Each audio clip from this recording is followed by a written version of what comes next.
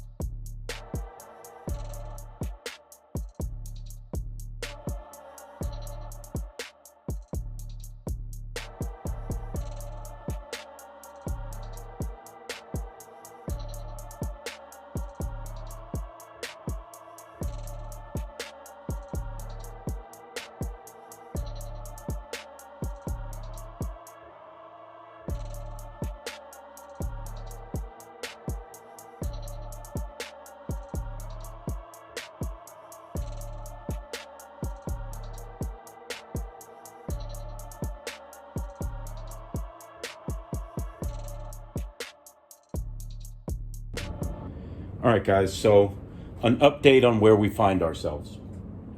In order to actually be able to do these oil pump gears, you need to take off both valve covers, you need to take off your intake manifold, you need to take off your radiator and the associated coolant lines. I decided to take everything off the front because this is going to be a single turbo build that's getting new AC lines in there. It makes very little difference to go ahead and pull everything off, but it makes a world of difference as far as space. You do need to pull your harmonic balancer. You don't need to get your oil pan all the way off, but you do need to loosen it as the pickup tube connects to the oil pump, which we will be removing. You unbolt your AC compressor. You do not have to take it all the way out of there. I did because, like I said, we need to change the lines on it anyway. It needs certain adapters. It's easier if it's out for me. You need to unbolt your alternator. You can go ahead and put that off to the side. Now we're finally at the stage where we're gonna go ahead and take off this timing cover. The most intimidating part of this job for most guys is the fact that you have to take off the timing chains and then to be able to get off the oil pump. And then you have to put it back in timing when you put everything back. I'm gonna show you guys that it is not magic, it's not a mystery. There's very simple steps to putting this back in timing, as long as you follow the steps to take off the chains while leaving it in timing. So I'm going to go ahead and zip off this timing cover, show you guys what it looks like in there, and show you the steps we're going to take to go ahead and take off this oil pump so we can go ahead and do our oil pump gears.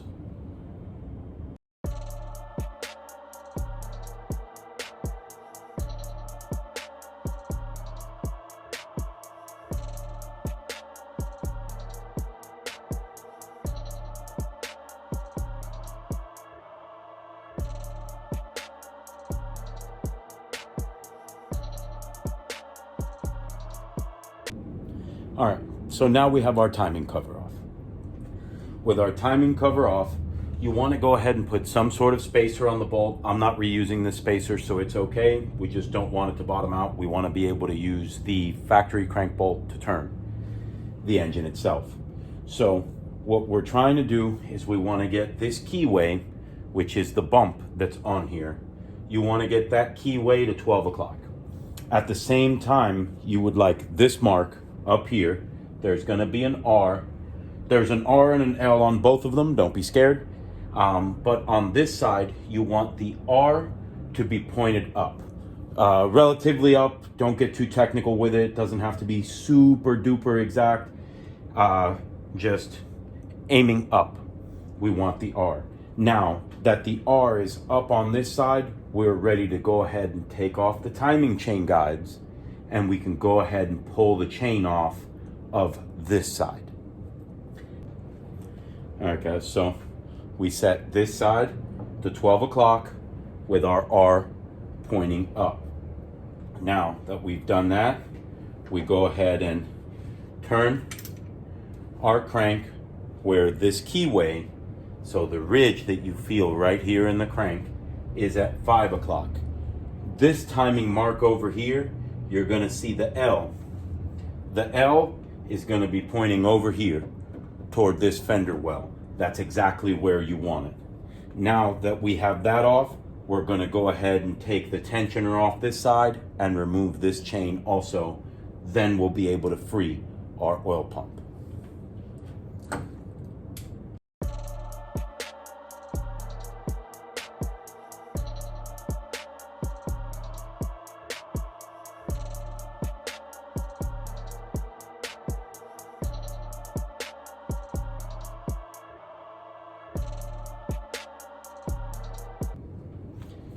All right, now that we have both of our chains off, we can go ahead and slide off our crank sprocket.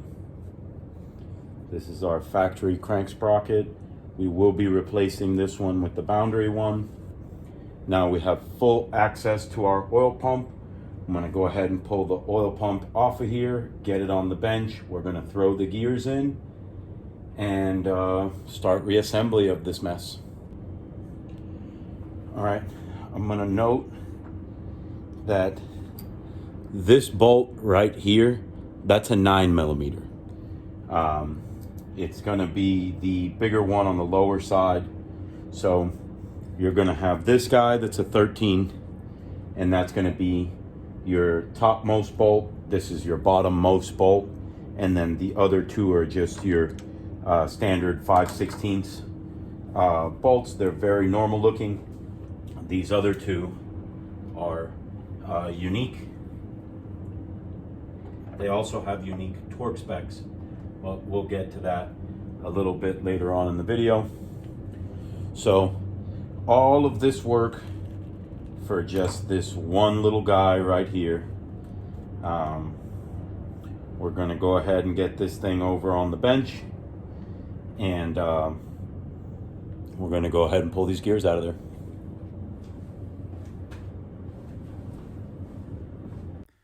All right, so the pump itself is pretty simple. There's gonna be 8 of these torque bits on here. You're gonna remove all 8 of those bolts. That's gonna allow you to go ahead and open up the oil pump. Once you have the oil pump open, just lube up the new gears and swap the new boundary ones in place of the old gears, and go ahead and put all 8 torques back, and we're gonna torque them to 89 inch-pounds. All right, guys, so our 2 smaller bolts are gonna be 89 inch-pounds, not foot-pounds, inch-pounds. So these are the ones that physically hold on the pump. So we wanna get these to 89 inch-pounds. They're gonna call the first one A, this one is C. Your 2 bigger bolts are B and D. So now that we got those to 89 inch-pounds, it calls for 89 inch-pounds on both of those, and then we're gonna go ahead and on bolt B, it calls for 18 foot-pounds or 25 newton meters. Does this go up that far? No, I'm gonna have to swap torque wrenches. All right.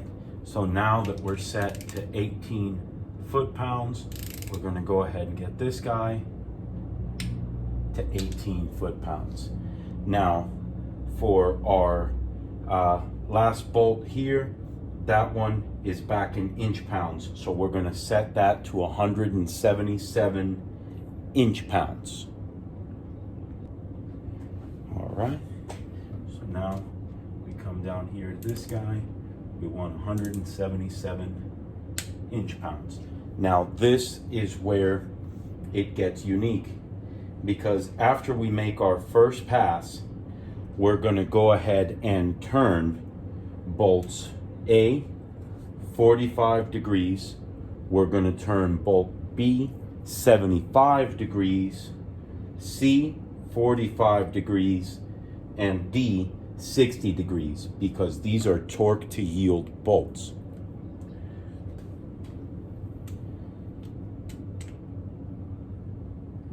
And again, guys, it doesn't have to be super exact.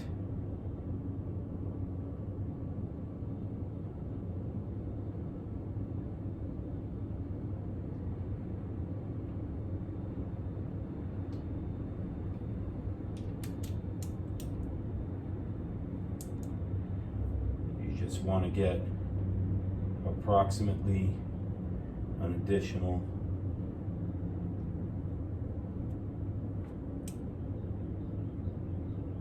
45 degrees on those guys. Then we're going to go ahead and do 75 degrees on our bolt B, which required our other torque wrench setup.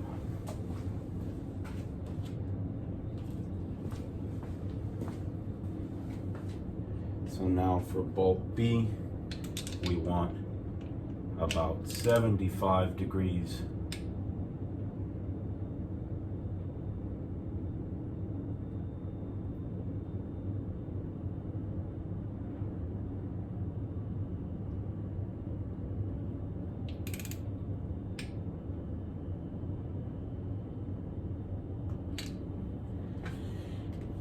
And on our last bolt, we need 60 degrees.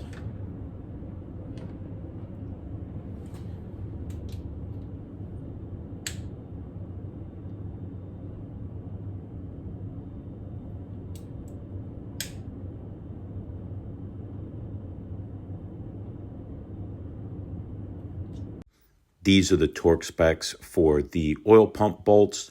You can pause here to have a quick reference to go ahead and tighten your bolts. All right, so now this, when I talk about a keyway, guys, this is the keyway I'm talking about. If you see this groove, you'll see that it's going to line up to about our 5 o'clock. This should slide right in there. Now we have our crank sprocket back in. We're going to go ahead and put our bolt back on.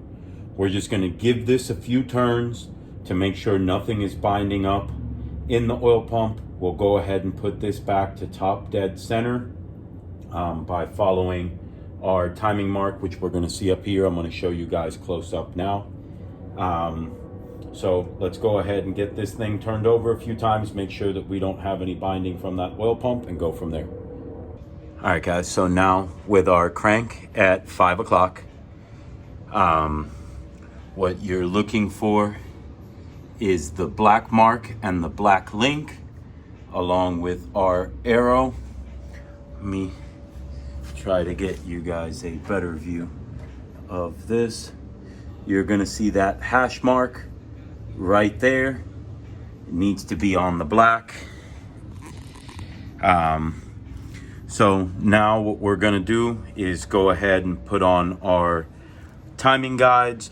We're gonna move the crank just a little bit to take up all the slack from this side.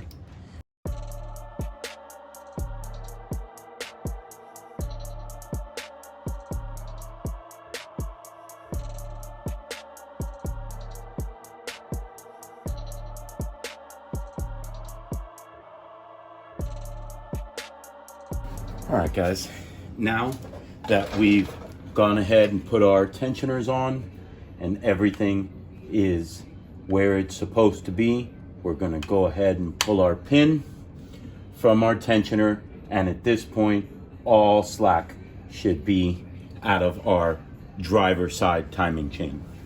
This is the part where a lot of guys get confused. So right now we are at top dead center because it is at 5 o'clock. So now we've timed the head to the crank. Now we got to sync our heads together. So the way we accomplish this, you want to use a breaker bar or something that doesn't ratchet. The reason being, sometimes the tension on the springs in the head will cause it to continue turning. So if you can't stop it, you might go further than you're trying to go. So what we want to do is put this side on its compression stroke. And the way we do that is we're going to go one full revolution around. All right. So you got to catch it right there. And we want to end up back at 5 o'clock with that timing mark back on top. So you want to keep control of it, and we want to get it back at 5 o'clock. Now that we're at 5 o'clock, we're going to continue and turn it till we get to the 12 o'clock position where we took off this chain. So now, keeping control of it still, we go ahead and bring ourselves the rest of the way around until our keyway is in that 12 o'clock position. So now we're ready to go ahead and put on our driver side chain.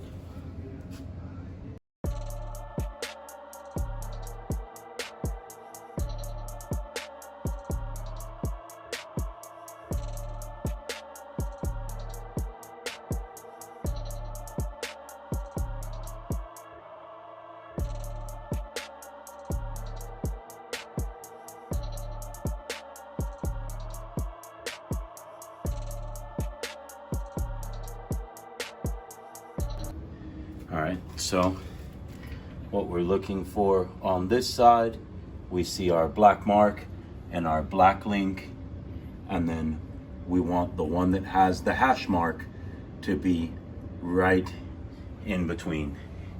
And right now, our coyote is back in timing.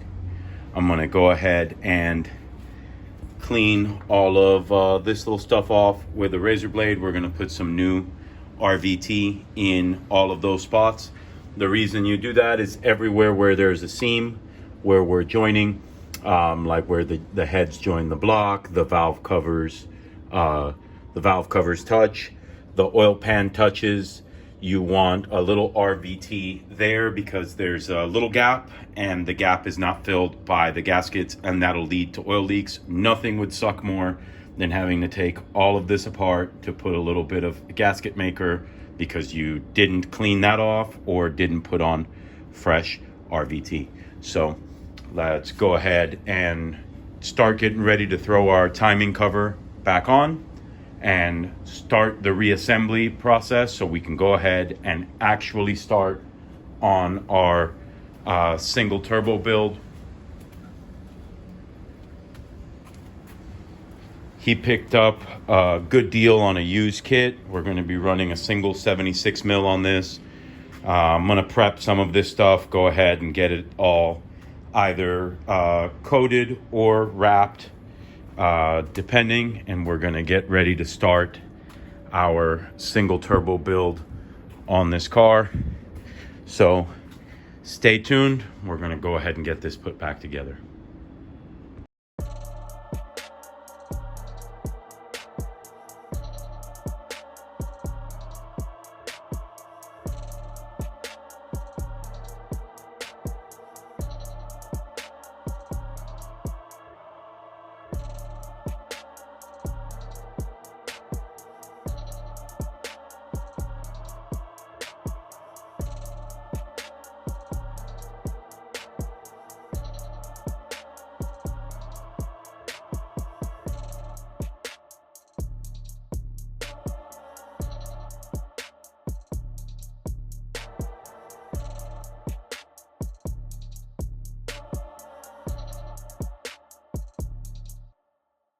Alright guys, I had initially planned to make the oil pump gear install and the turbo install video one video, but it would probably be an hour and a half, 2 hour video. So what I'm gonna do is I'm gonna stop here. We're gonna make this only an oil pump gear video, and I will continue filming the turbo install. That'll be in next week's video. Although not a true step-by-step oil pump gear install, I feel I've covered all the important parts. If I missed anything or you have any questions, drop it in the comments. As far as taking off your valve covers and intake manifold, all that stuff, I trust that you feel confident doing that if you are taking on the oil pump gears. So that being said, if this video helped you, if you like the content, share, like, subscribe, and we'll catch you on the next one.